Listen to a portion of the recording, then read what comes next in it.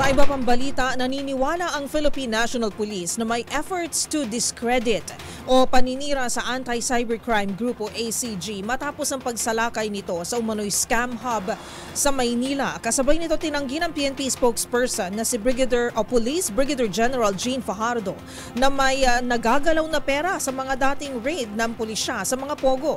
Ang mga detalye nagbabalik si Edniel Parosa.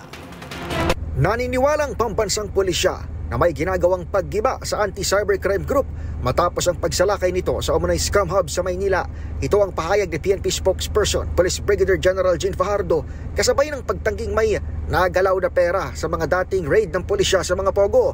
Sa pulong palitaan sa Campo Crame, ipinakita ni Fajardo ang mga updated na kuha ng higit sa 300 milyong pisong cash na nasabat sa magkaiwalay na anti-pogo operations sa Sun Valley Corporation sa Pampanga at Hong Tai Firm sa Las Piñas. And this is the proof na nandyan po yung 317 million worth of money na nakatag po yan. Ito po, taken po yan noong November 6 po to prove na nandyan po ang mga pera. And anytime po, yung mga respondents natin and even yung ating mga prosecutor can readily inspect that po. This is being heavily secured by the PNP personnel to make sure na makita niyo po yan, kung pera po yung laman yan. This is Sinabi ni Fajardo na may efforts to discredit o paninira sa ACG at NCRPO mula nang i-operate ng mga ito ang Vertex Technologies sa loob ng Century Peak Tower. There is efforts to discredit po, particularly ito pong latest operation po ng ACG and NCRPO, particularly dyan sa Century Peak. Ito pong issue ng nawawalang pera crop-ups